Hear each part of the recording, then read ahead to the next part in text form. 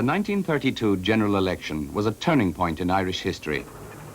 Less than a decade after a bitterly divisive civil war, and a mere 5 years after entering a parliament established by a treaty they had opposed, De Valera and Fianna Fáil were challenging for power.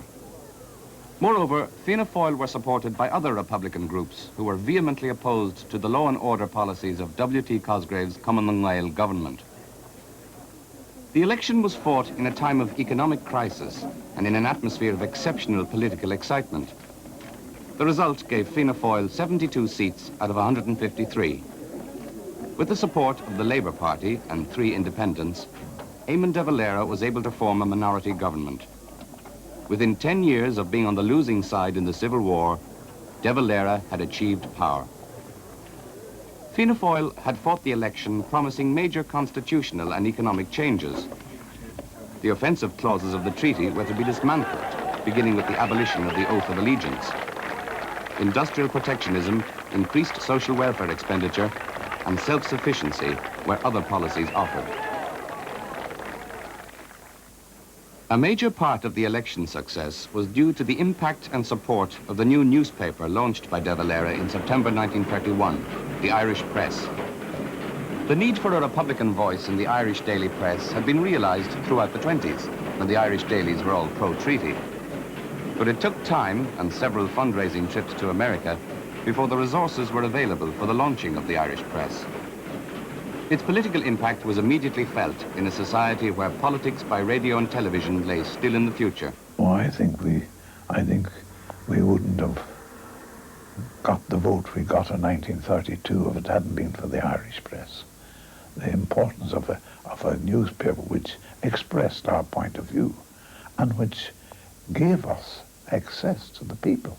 There was no doubt in anybody's mind reading the Irish Press of what our objectives were and what our philosophy was. We were Irish Ireland, we were Republican. We were standing for against the Free State arrangement which came down by the imposed Treaty of 1921. And the philosophy of the staff, I would say, was generally speaking in concert with that. We believed the same things. I believed and many of my colleagues believed it. But there were no card-carrying members of the Fianna Fáil party in that reporting staff. Maybe not all readers or supporters of the Irish Press were card-carrying members of the party, but the paper was unequivocally and unapologetically supportive of Fianna Fáil and was universally perceived by the public at large as Dev's newspaper. Its aim was to be the voice of nationalist Ireland. Irish Irelanders looked to it to reflect and support their vision of Ireland.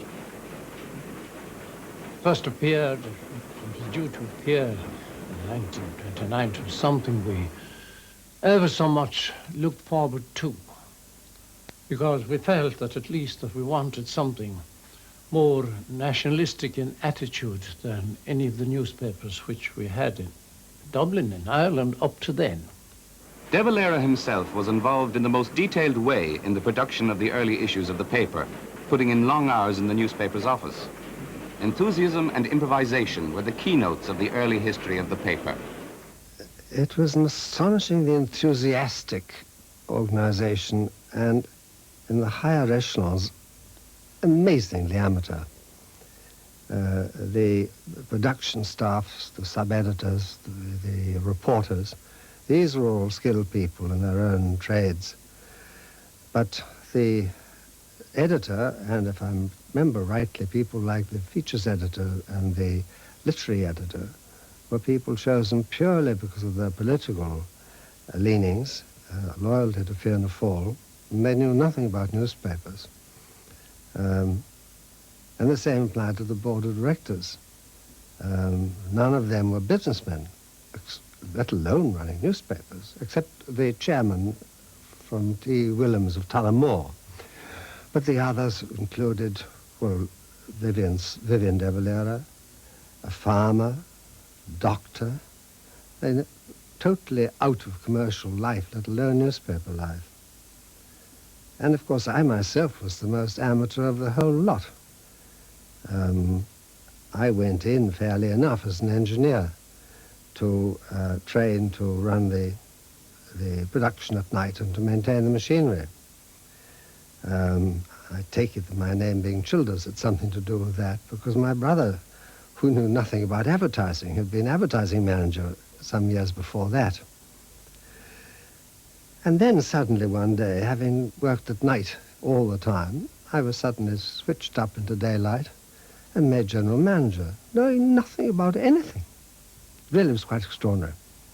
The peaceful transfer of power to Fianna Fáil in 1932, less than a decade after a bitter civil war, was a remarkable testimony to the strength of the democratic tradition in Irish politics. The new cabinet contained De Valera's closest associates from the treaty split. On an early visit to London, De Valera gave notice that his government meant business, that it intended delivering on its election promises. A general release of Republican prisoners and the repeal of special legislation had already set the tone. The London government was now to hear in private what De Valera had already announced in public, that Fianna Fáil intended abolishing the oath of allegiance and withholding the land annuities. In fact, a bill abolishing the oath had already gone through the Dáil by May 1932, only to be delayed in the Senate. It was widely perceived that Anglo-Irish relations were heading for a period of special turbulence. How, in fact, did the British react to De Valera's takeover of power and to his declared intentions? With a certain amount of alarm, I think, because he'd made very threatening remarks beforehand, and there were the two major quarrels that he provoked, really. One was the oath of allegiance in the Dáil, and these to us seem rather sort of remote legal anachronisms now, but of course they were thought at the time to be symbolic of something very real. And as I was saying just now, the doctrine of allegiance to the crown, of unity in the empire, was something that was very passionately believed in, and De Valera's demand to renounce the oath and not to make it a requisite was thought in the first place to be a breach of the treaty, which I think was a legality and didn't really matter. But much more seriously, it was thought to be something that might lead on to a growth of republicanism throughout the Commonwealth as a whole, and this was thought to be a danger. Despite De Valera's urgings, the British ministers insisted on linking the constitutional issue of the oath with the dispute over the annuities. The London talks produced no solution. As De Valera left Ireland, the economic war of tariffs and counter-tariffs had already begun. The Dominion's office geared itself for dealing with De Valera. They were apprehensive. Well, he caused an awful lot of trouble, an awful lot of hard work. But again, one was always conscious of the fact that this was a fact of life, and you had somehow or other to accommodate to it. But he did things, all the things, and in such a way as to make one very frightened, as it were, that you were never going to get an accommodation with him. This proved to be quite untrue, as I was saying. But I think people were deeply worried that they didn't really know how far he was going or what would happen next and that sort of feeling. Opponents at home were also kept guessing, particularly when De Valera called a surprise snap election in January 1933 to renew his mandate and to gain an overall majority for the programme on which he had embarked.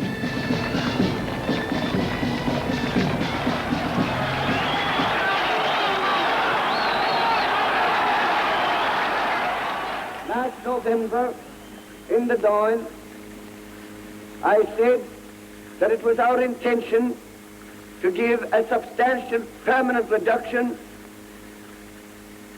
in the annuities which the farmers were paying. I knew we were going to unite the Irish people and bring together the people who were marching together in the past, but I didn't think we'd reunite them so quickly as to get Mr. Cosgrave at last to see that the Irish tenant farmer couldn't afford to pay these annuities and send them over to England so easily as he was in the past. You have been already reminded that we said that one of our first acts would be to get rid of the oath of allegiance. We wanted to get rid of that oath because it was a fruitful source of division and dissension in this country. The moment we got into office, we put that oath through the Dáil. It was held up by the Senate, but the moment this election is over and we are returned, it will be sent back to the Senate, and whether they like it or not, then it becomes law over their heads. It was a short, tempestuous election. The economic war with Britain intensified and accelerated Fianna Fáil's protectionist programme. This caused considerable controversy in farming circles in Ireland, leading to the opposition of the larger farmers. For DeValera, the election was about Ireland's right to exercise its sovereignty by removing those elements of the Constitution, symbolic or substantive, which compromised that sovereignty. Commandant accused the DeValera government of indulging in the politics of confrontation in constitutional and economic issues, with disastrous consequences for the country. The verdict of the electors, however, was decidedly with Fianna Fáil, who won 77 seats out of 153, an overall majority. Fianna Fáil could form a government on its own. DeValera's assertion of Irish sovereignty was not, however, confined to the home front or to Anglo-Irish relations. At the League of Nations in Geneva, Ireland assumed the presidency in autumn 1932. Ladies and gentlemen, in my capacity as President of the Council, I have the honour to declare open the 13th ordinary session of the Assembly of the League of Nations. DeValera warned of the dangers of war and of the vulnerability of small states. He reminded members that the League had, ultimately, no sanctions but the force of world opinion. The avoidance of wars and of the burden of preparatory armament is of such concern to humanity that no state should be permitted to jeopardize the common interest by selfish action contrary to the covenant. Let us be frank with ourselves. There is on all sides complaint, criticism, and suspicion. People are complaining that the League is devoting its activity to matters of secondary or very minor importance, while the vital international problems of the day, problems which touch the very existence of our peoples, are being shelved or postponed or ignored. How did those experienced in the corridors of power respond to the new president? Well, he was regarded as one of the main supporters of the League of Nations. And in Germany, I think most people thought that he was one of the people who took the League's work seriously, while many of the politicians who acted in Geneva just gave rhetoric on peace and so on. But DeValera was one of the few people who said, well, we must stick to the League of Nations because this is a real advance in European or international history. And I think, therefore, he was regarded as an important politician at that time of European history. I want you to believe that we in Ireland desire peace. For DeValera, there was ample evidence that European political styles and problems were being reproduced, even on a modest scale, in Ireland. The activities of extra-parliamentary groups, most notably the Blue Shirts and the IRA, seemed to pose a very real threat to parliamentary democracy in the Free State. In peace with their neighbours and with the world. The Blue Shirts grew from an organisation called the Army Comrades Association, formed after the 1932 general election to protect Common meetings. Within a year, under Eoin O'Duffy, the indiscreet chief of police who had been dismissed from that office by DeValera in early 1933, the unofficial police force now adopted the recognisably fascist paraphernalia of special uniforms, salutes and public marches. Peace and public order seemed in danger. It is true that a semi-military body was formed here over a year ago, and that under new leadership, it has recently avowed that one of its aims is the overthrow of representative government.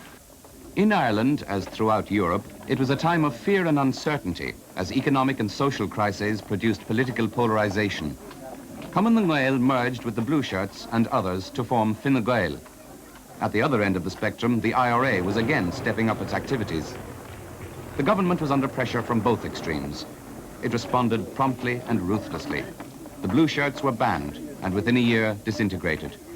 The full rigours of special powers were used to suppress the IRA as well as the Blue Shirts.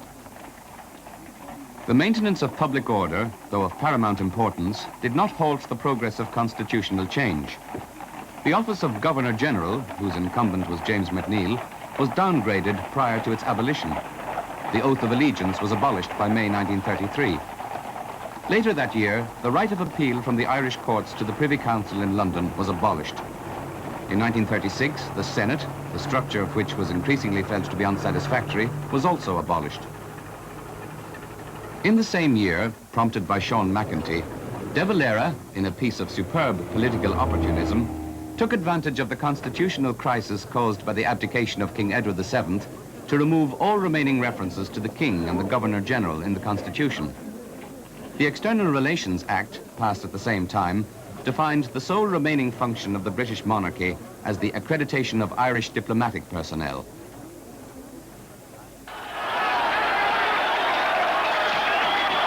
By this time, De Valera had almost completed his agenda of constitutional changes. So substantial had these changes been that it was now inevitable that the 1922 Constitution would have to be replaced by a new document. In fact, De Valera had decided long before 1936 that an entirely new constitution should be drafted and put before the people. Even before he came into office at all, Mr. De Valera had the intention of replacing the Free State Constitution in its entirety. In 1934, he set up a committee of civil servants to examine the Free State Constitution, to identify those parts of it which, from his point of view, were objectionable, particularly references to the Crown and the Governor, the Crown's representative, the Governor-General, to remove particularly the oath of fidelity to the Constitution, or rather fidelity to the Crown, and allegiance to the Free State Constitution. In drafting the 1937 Constitution, De Valera sought advice in many quarters, but the end product carried his own personal seal, not least in its assertion that Ireland was a sovereign, independent, democratic state. The Constitution was submitted to the people in a referendum, with 56% of the people voting in favour and 44% against. In the general election held on the same day, Fianna Fáil gained 69 seats out of 138 and again formed the government. Immediately, the Fianna Fáil government resumed negotiations in London to reach agreement on the remaining problems in Anglo-Irish relations. The economic war was close to a settlement. De Valera now sought to persuade Britain to vacate the ports which she had occupied under the treaty terms since 1922. It was a difficult hand to play. Mr. De Valera's great achievement was in persuading the British, and to see who did the persuading, and that we were to be trusted, and that insofar as it could be shown that it would be advantageous to the British to cede the ports to us, if they were ceded to us, we would be trusted not to abuse the position, the advantage which that would have given us. The 1938 agreement between De Valera and British Prime Minister Chamberlain to hand over the ports to Ireland was a significant diplomatic and political achievement for De Valera.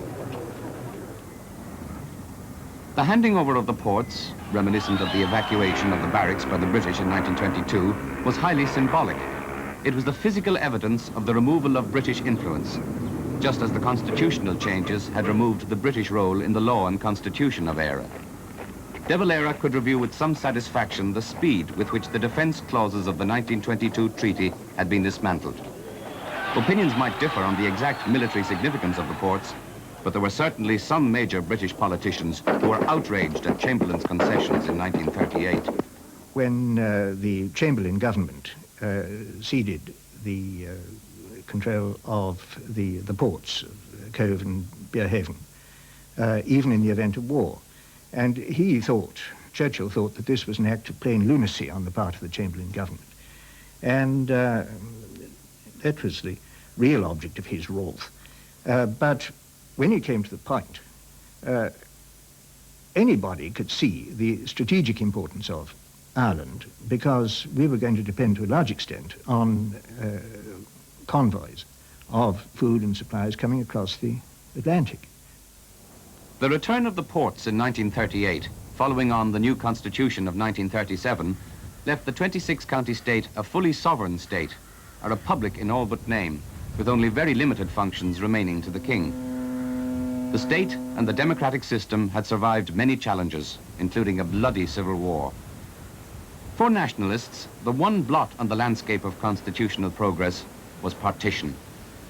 The problem of the widening chasm between North and South was one to which nobody seemed to have any practical solution. But for the 26-county state, De Valera might well have felt that by 1938 he had completed the program of constitutional development to which he had committed himself in 1922. On paper, the state had achieved its constitutional sovereignty. Now, as the war clouds gathered in Europe in 1939, De Valera and the Irish state were poised to face the greatest of all tests of sovereignty, the right to decide whether or not to participate in a major war. With the departure of the British garrisons from the ports, Éire was left to defend herself by her own military resources against all would-be aggressors. That Éire would wish to remain neutral was only to be expected. The question was, would it be possible? To remain neutral in this war would be the acid test of sovereignty.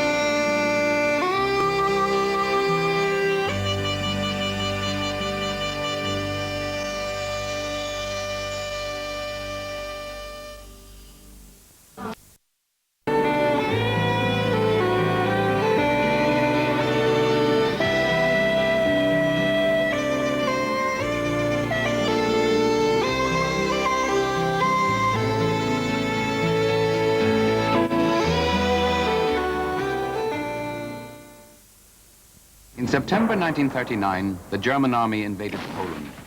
The Second World War had begun. Whatever faint hopes may still have been lingering that Hitler could be reasonably appeased were now finally dispelled.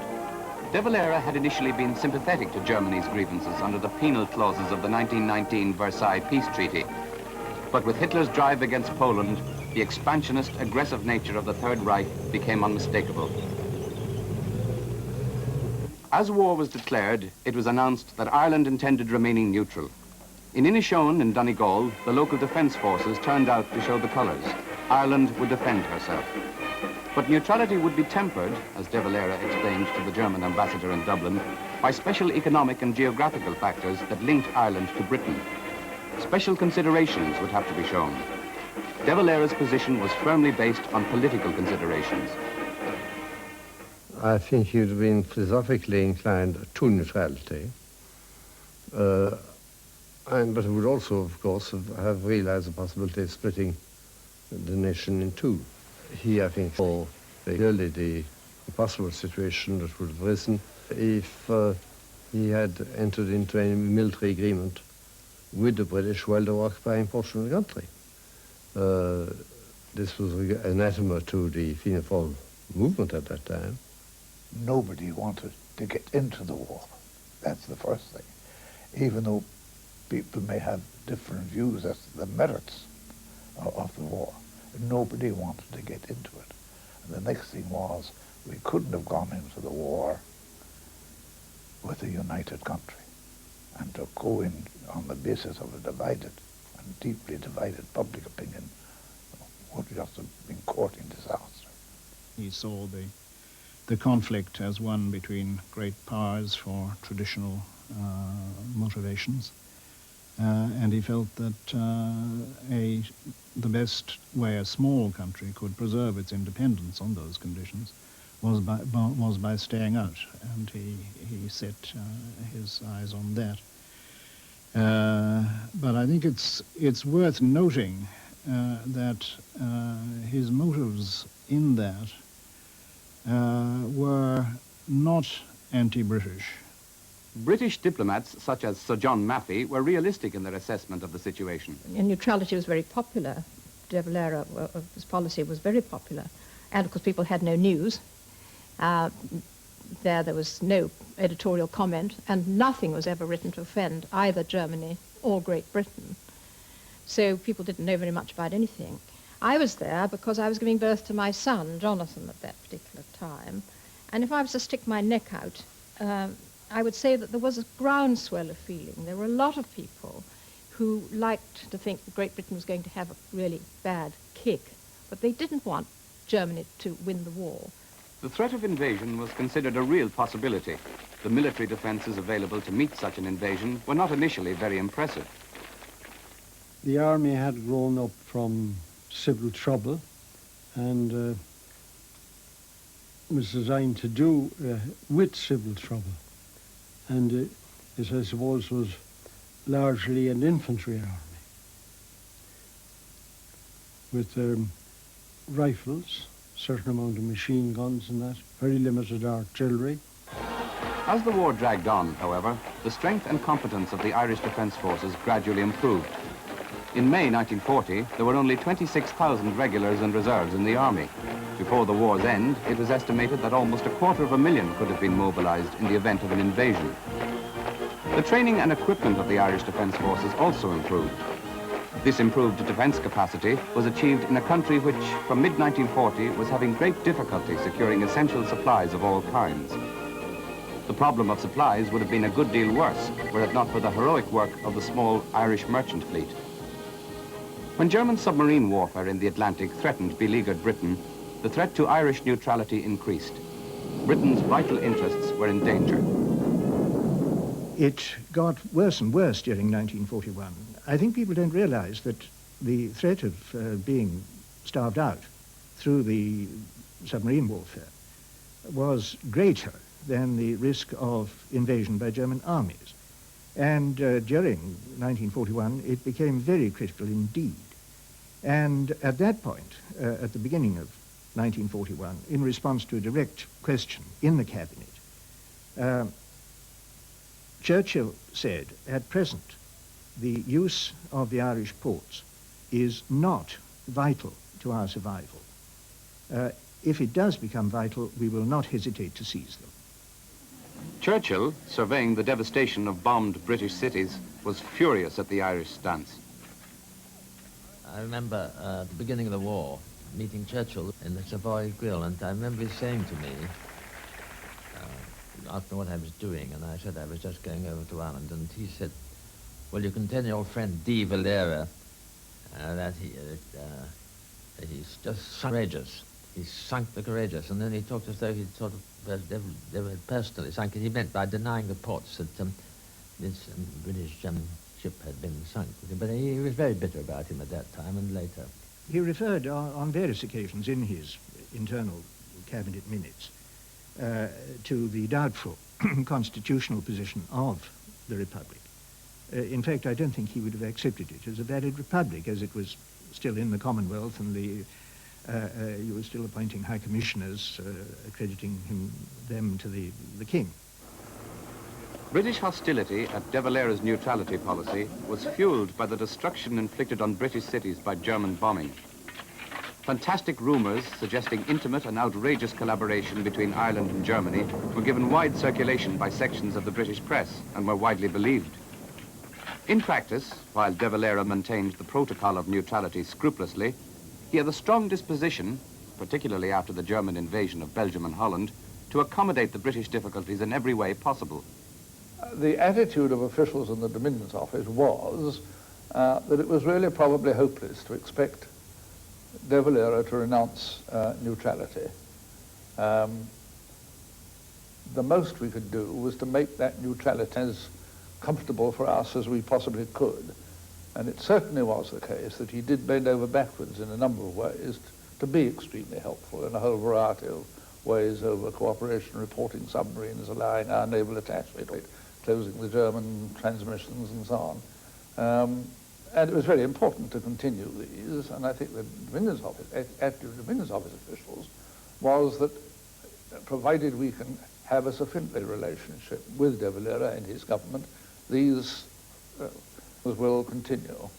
whereas Churchill took the reverse view. I mean, he was so irate at the attitude over the ports and all that he was tending to say, let De Valera do it. With the American entry into the war in December 93, and for supreme jurisdiction over it, would remain unabated.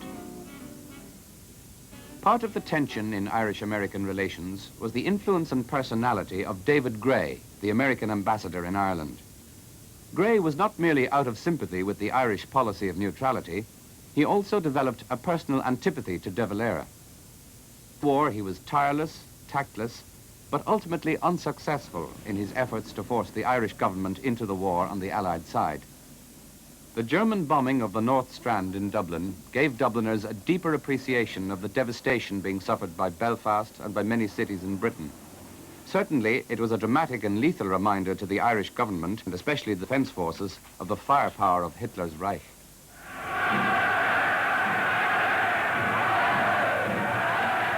The German government maintained a lively, if not always well-informed, interest in Ireland, particularly in the first years of the war, when a German invasion of Britain seemed imminent.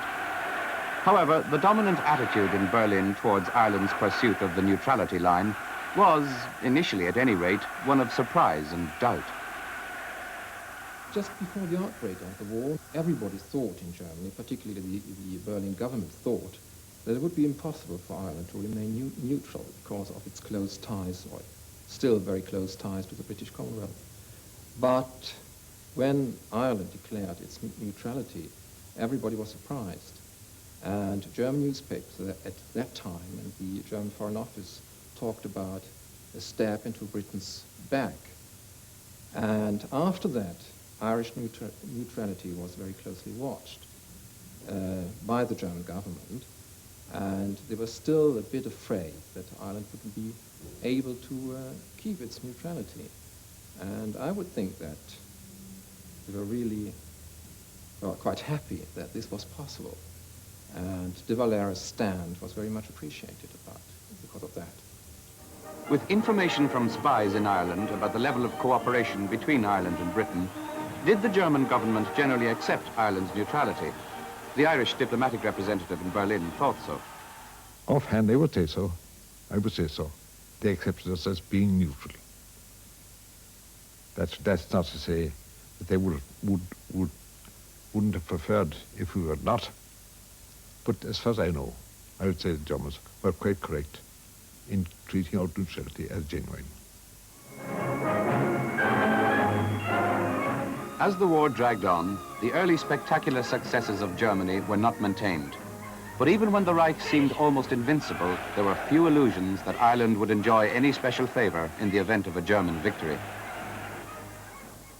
I think they may have, generally speaking, some sympathy with us because of our past.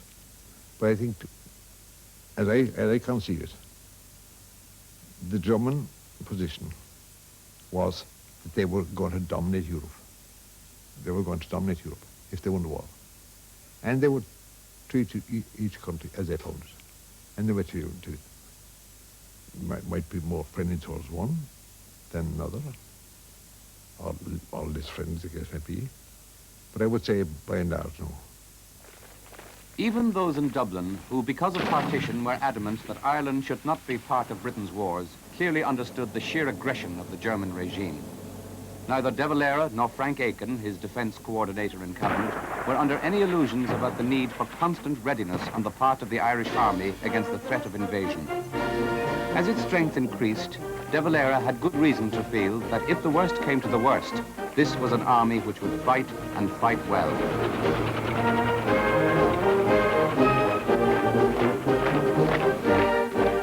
As the war continued, the special consideration for Britain, which De Valera had spoken of in 1939, came to mean, in effect, a growing cooperation between British and Irish defence forces at all levels. For example, British airmen who came down in Ireland were discreetly returned home when their German counterparts were interned. Information on the movement of German submarines was passed on to London. More significantly, the British were given regular weather reports from Collinstown. Even more directly, there were close relations between the Irish Defence Forces and those in Northern Ireland.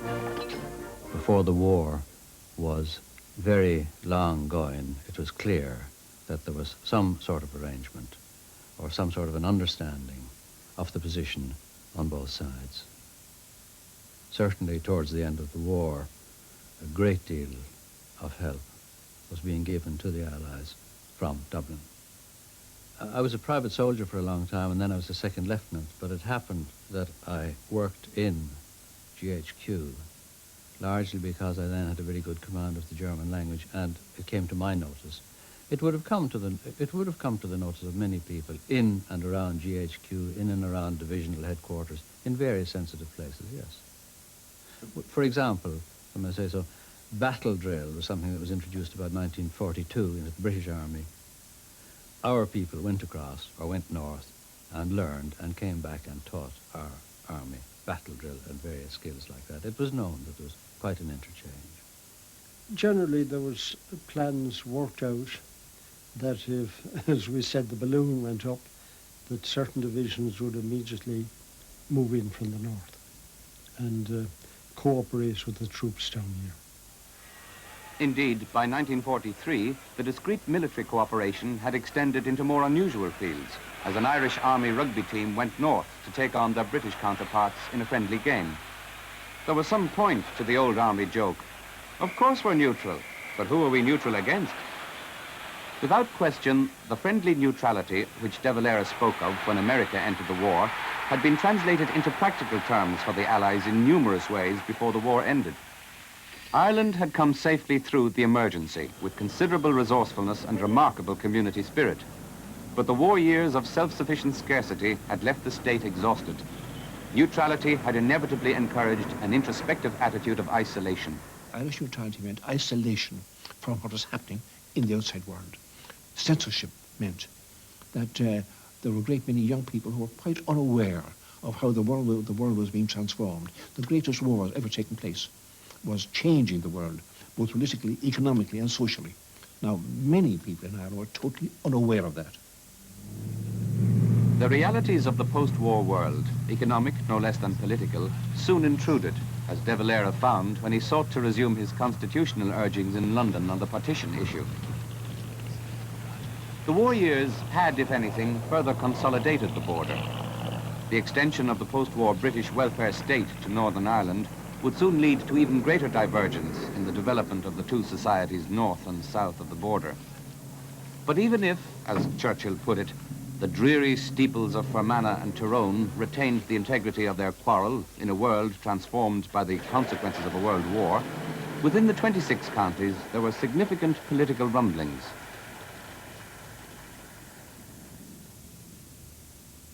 After 16 continuous years in office, the public was becoming restless with Fianna Fáil. There was mounting discontent at the seemingly slow pace of post-war recovery. The swelling tide of discontent broke in the 1948 general election, when Fianna Fáil lost heavily, winning only 68 seats out of 147. The combined opposition contained some unlikely partners: Fine Gael and the new Radical Republican Party, Clán na Poblachta. With Fine Gael's John A. Costello as Taoiseach, they combined with Labour and others to form the first inter-party government. With new governments in both Britain and Ireland, Anglo-Irish affairs looked set for better times. I remember the Prime Minister, Attlee, coming across there. He came across in sometime in the summer, I suppose, end of July, early August of 1948. And this was a visit which had been organised by one of his private secretaries who had a house in County Mayo in Westport. And he was going to spend a fortnight with this chap in the remote west of Ireland.